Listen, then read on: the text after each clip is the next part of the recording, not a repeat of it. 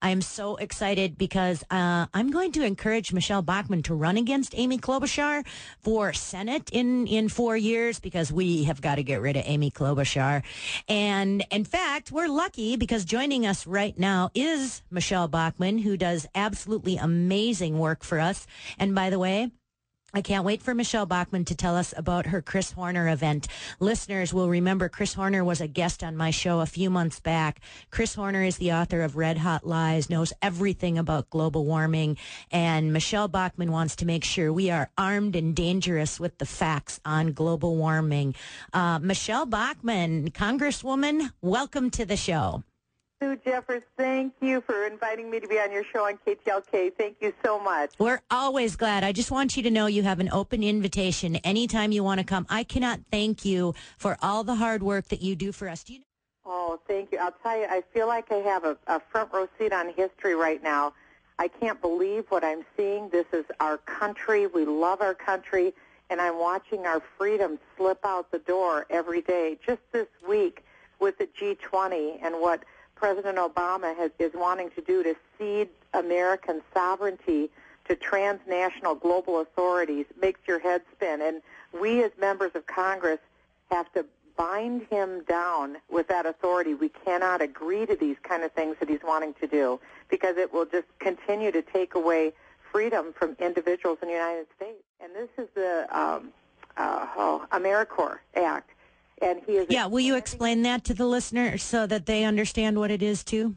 Sure. It's under the guise of, quote, volunteerism, but it's not volunteers at all. It's paying people to do work on behalf of government.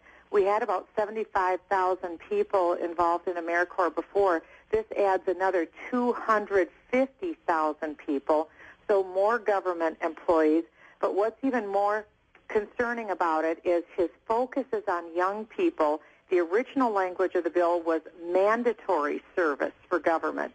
Right now, the language is voluntary, but just this last week, a Democrat colleague introduced a bill to make this mandatory. I believe when it's all said and done, this service, that I believe that there's a very strong chance that we will see that young people will be put into mandatory service.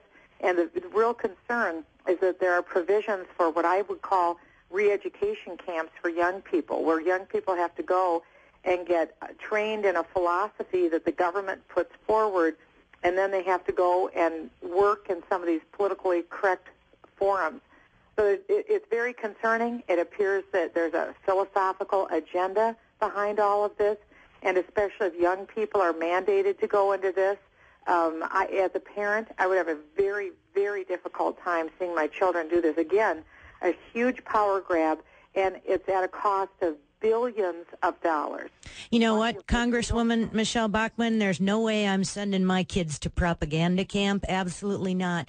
Could I have you hold? We need to take a quick break.